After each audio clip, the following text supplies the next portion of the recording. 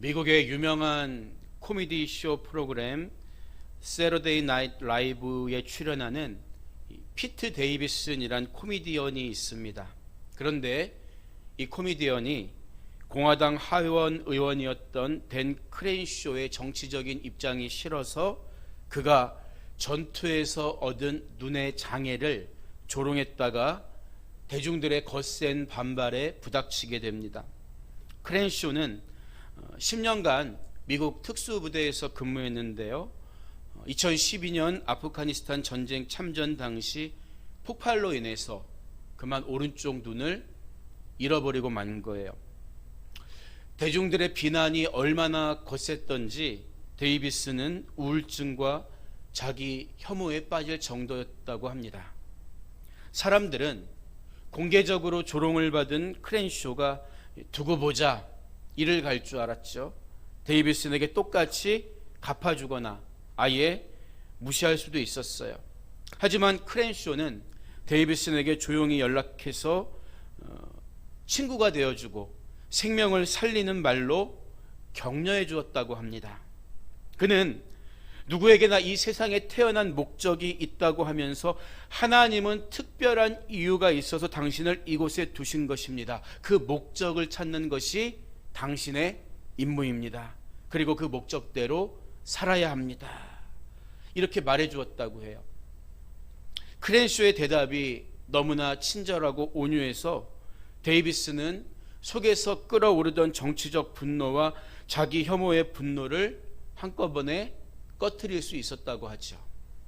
여러분, 온유함으로 답하다라는 책의 저자 스캇 솔즈는 가족과 부딪히거나 동료와 충돌할 때 또는 인터넷상에서 악플의 공격을 당할 때나 자녀들이 말을 듣지 않을 때, 그리고 신앙이나 인종, 사회 계급 등의 이유로 거부를 당할 때, 세대나 경제 상황과 문화가 다른 사람들에게 오해를 받을 때 우리는 온유한 대답으로 반응해야 한다, 이렇게 이야기하고 있어요. 그러면서 덧붙이기를 갈등의 한복판에서 예수님이 이들과 함께 해주셨던 것처럼 우리와 함께 해주실 것이라고 이야기합니다. 어쩌면 증오와 분노로 가득 찬 이 시대의 사람들이 반드시 기억해야 하는 사실이 주님의 마음을 가지고 온유함으로 대답하는 게 아닐까요? 그렇다면 여러분은 주위 사람들로부터 온유하다는 말을 종종 듣고 계신가요? 더러 착하다, 온순하다는 말을 들어본 분이 계실지 모르겠어요. 간혹 넌 왜 이렇게 바보 같냐? 여러분, 그거는 칭찬이 절대 아닙니다. 그런데 사람들 사이에서는 사실 이 온유하다는 말을 잘 쓰지 않아요. 왜냐하면 온유하다는 말은 이 성경적인 의미로는 인간의 존재가 하나님으로부터 비롯된 것을 아는 겸손을 의미하기 때문이죠. 여러분, 사실 우리 인간이 하나님 앞에서 내가 어디로부터 온 존재인가를 아는 것만큼 중요한 것은 없습니다.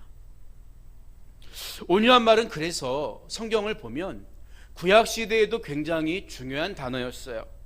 모세가 시내산에서 계명을 받을 때 더디 내려오니까 산 아래에 있던 사람들이 금송아지 우상을 만들게 되잖아요. 하나님께서 산 위에 있던 모세에게 이 사실을 말해주시고 내가 그들을 진멸하겠다고 노하십니다. 그때 모세는 출애굽기 32장 12절을 보면 주의 맹렬한 노를 그치시고 뜻을 돌이키사 주의 백성에게 이 화를 내리지 마옵소서, 이렇게 간청합니다. 그런데 모세 자신은 금송아지에 절하는 사람들을 보고서 눈에 불똥이 튀죠. 그래서 하나님이 직접 써주신 돌판을 던져서 깨트립니다. 하나님께는 하나님 참아주세요, 이렇게 부탁했던 모세가 자기는 있는 대로 성질을 부리는 거예요. 아마 하나님 보시기에도 황당하셨을 것 같아요. 아무리 속없이 참다가도 당장 하나님의 이름이 망령되어 일컫는 것을 보면, 하나님의 영광이 만홀히 여김을 당하는 것을 보면 소위 눈이 뒤집히는 사람이 모세였다는 거예요. 그런데도 성경은 이 사람 모세의 온유함이 지면의 모든 사람보다 더하더라. 세상의 모든 사람들 중에 모세가 가장 온유했다고 말하고 있어요. 아니, 이렇게 성질을 부리는데도 온유하다고 말하는 근거가 뭐겠냐는 거예요. 그것은 바로 모세는 언제나 하나님 앞에서만큼은 겸손하게 무릎을 꿇는 종이었기 때문입니다. 그래서 성경의 온유한 자에 해당하는 헬라어는 프라우테스라는 말이에요. 프라우테스. 이 단어는 원래 야생동물의 성격을 일컬었던 말인데, 이 야생동물을 잡아다가 사람이 부릴 수 있게 길들여 놓은 상태를 가리키는 말입니다. 야생에서 살던 말을 잡아다가 길들여서 교통수단으로 사용했잖아요. 이 과정에서 말은 자기 성격, 자기 타고난 본능적 행동을 포기하고 사람의 손에 통제되게 돼요. 길들여집니다. 마찬가지로 자기 멋대로, 자기 마음대로 살려고 하던 인간의 타락한 본성이 하나님 앞에 길들여진 상태를 가리켜서 온유하다고 성경은 말하고 있는 거예요. 그러면 오늘 예수님이 말씀하시는 온유한 자들은 어떤 사람을 말하는 걸까요? 모세의 경우와 크게 다르지 않습니다. 하나님 앞에 자기의 초라한 존재를 인정하고 겸손한 사람이 온유한 사람이에요. 더 구체적으로 말하면 이미 하나님께 길들여진 데서 나오는 신앙적으로 품격 있는 사람, 통제할 수 있는 사람이 예수님이 말씀하시는 온유한 자들입니다.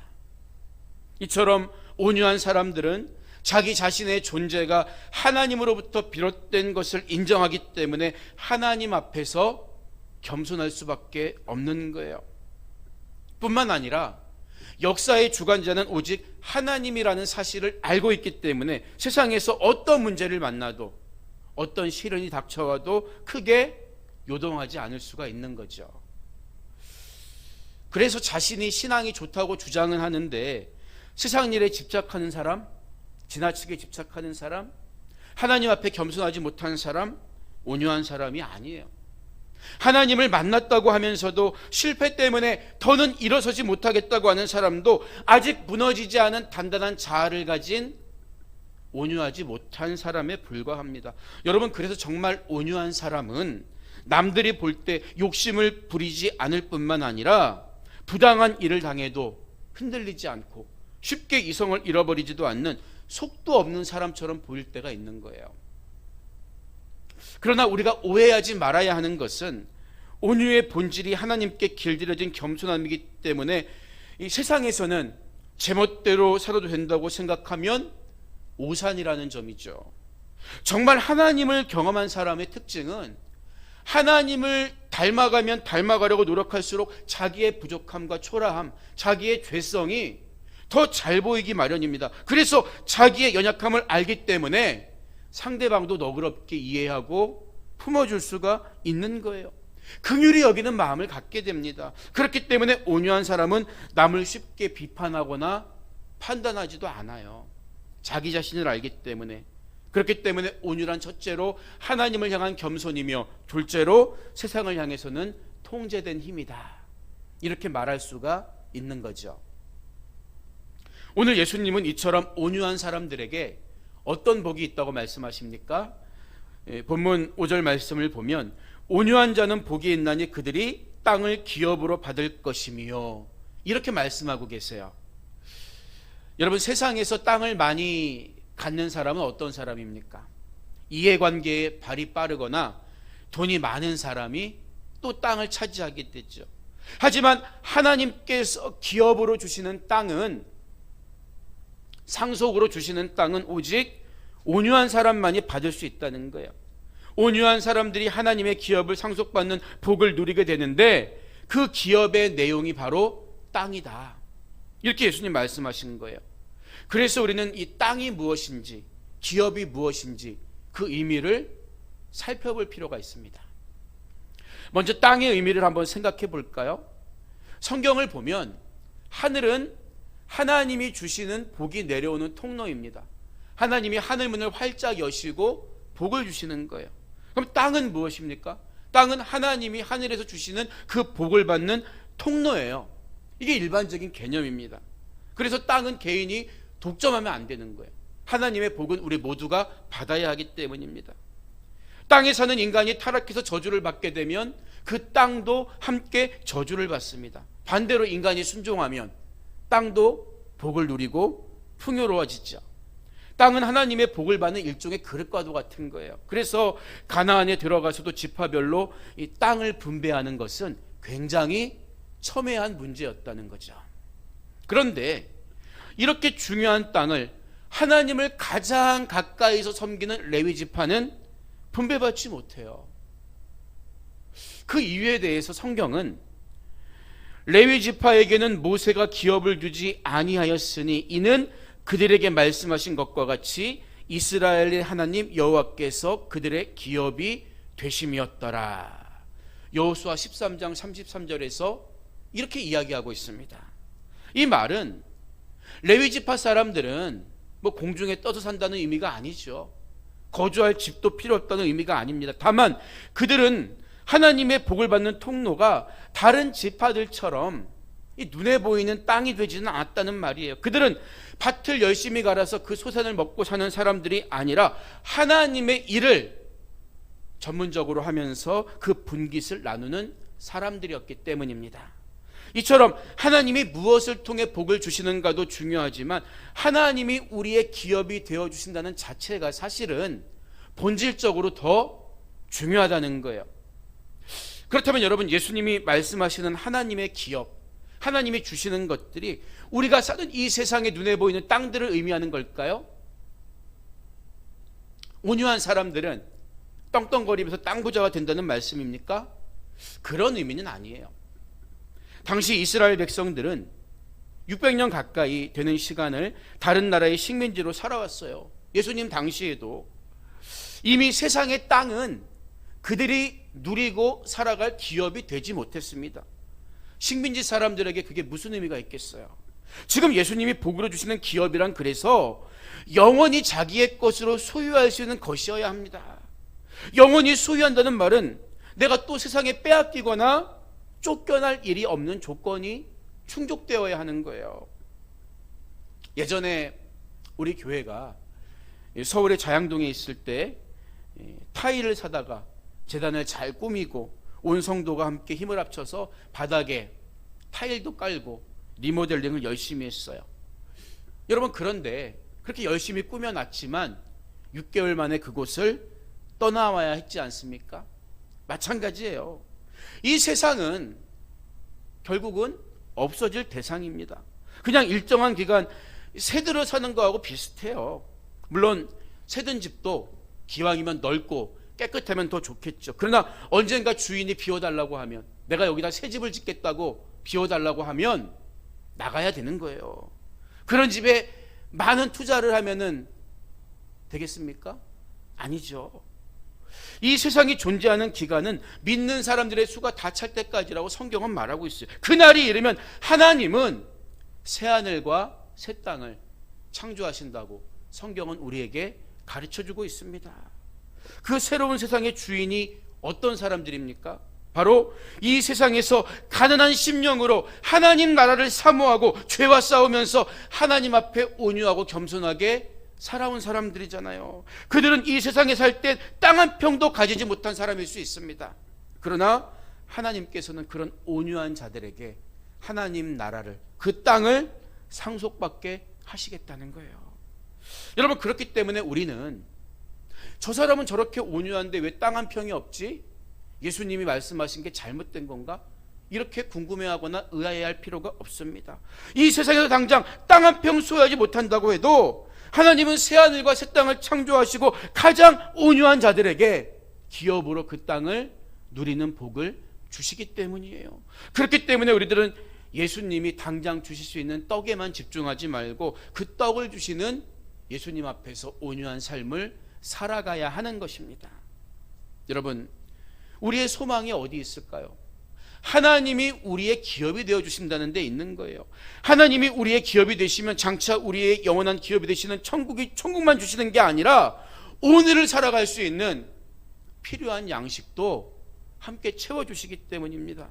그래서 마태복음 10장 9절 이하의 말씀을 보면 예수님이 제자들을 보내시면서 너희는 전대에 금이나 은이나 동을 가지지 말고 여행을 위하여 배낭이나 두버롯이나 신이나 지팡이를 가지지 말라. 이는 일꾼이 자기의 먹을 것 받는 것이 마땅함이라. 이렇게 말씀해 주신 거예요.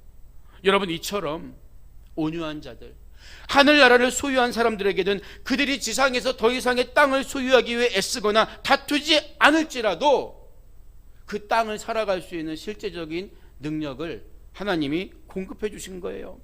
꼭 공간적인 땅이 아닐지라도 하나님이 보호하시는 여호와 이레, 우리를 먹이고 입히고 살리시는 준비된 땅이 있습니다. 그래서 어디를 가나 사람들의 호의와 친절을 받을 것입니다. 준비된 사람들을 만나게 하심으로 세상에서 자신의 지경을, 하나님 나라의 지경을 넓혀가게 된다는 거예요. 바로 이것이 하나님이 온유한 자에게 땅을 기업으로 주시는 방법이라는 거예요.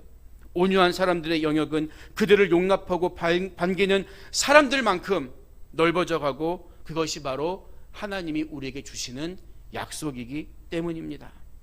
여러분, 나의 존재가 하나님으로부터 비롯된 것을 아는 게 겸손이고 온유라면 그 온유를 무너뜨리는 게 뭘까요? 우리가 어떻게 그 온유를 지키면서 살아갈 수 있을까요? 우리는 마음속에 있는 교만함을 물리쳐야 하는 것입니다. 더 나아가서 인간들끼리 연합해서 평화로운 공동체를 만들기만 하면 이 땅이 지상 낙원이 될 거야. 이런 어떤 인간적인 인본주의적인 낙관주의를 경계하는 것입니다.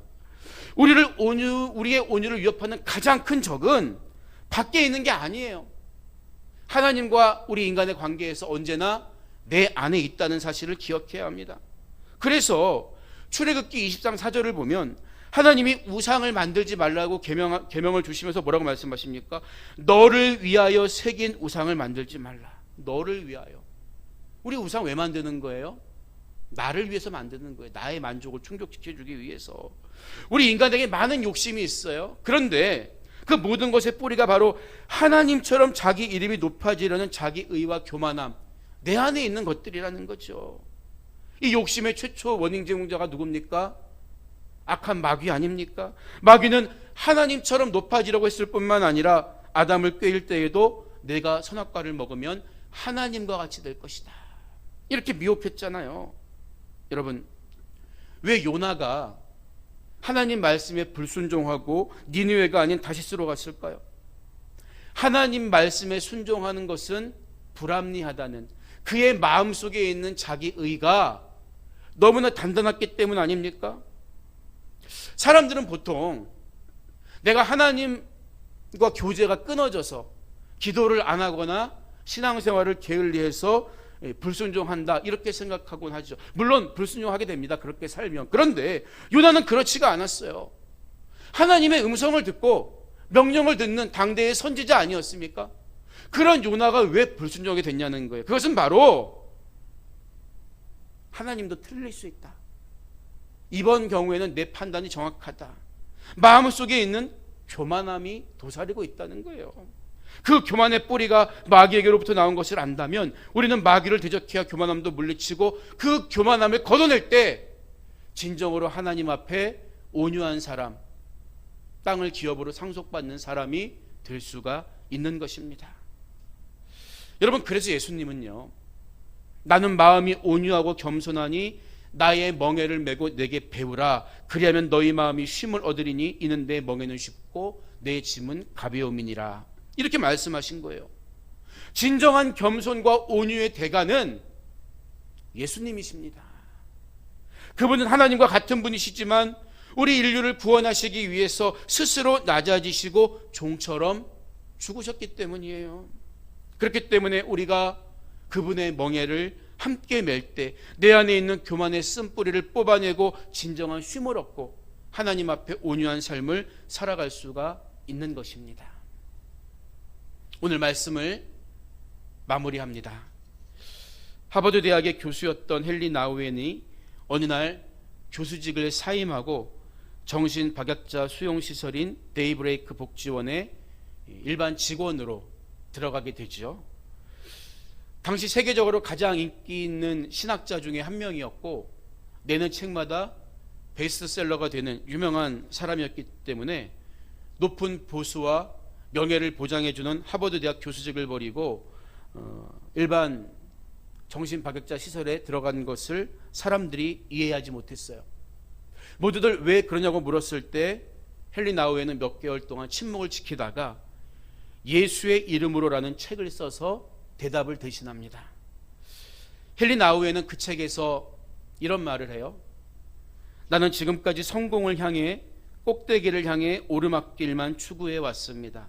그러나 어느 날 정신박야가 아담 군을 만났을 때 이런 인간의 고통에 동참하는 내리막길을 통해서 예수님을 바로 알 수 있다는 사실을 깨달았습니다.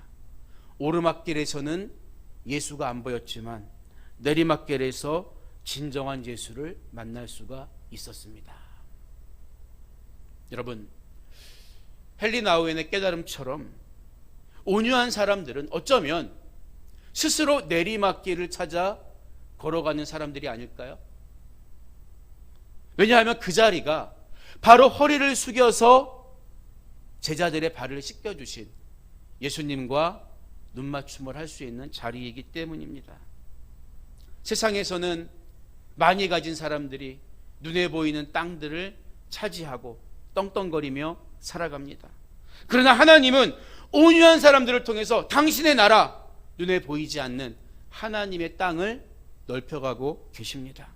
오늘도 주님 안에서 온유하고 겸손하신 주님과 동행하며 여러분의 지경을 넓혀감을 통해서 여러분이 하나님의 나라를 기업으로 받은 복된 사람이라는 것을 증명할 수 있기를 주님의 이름으로 간절히 축복합니다.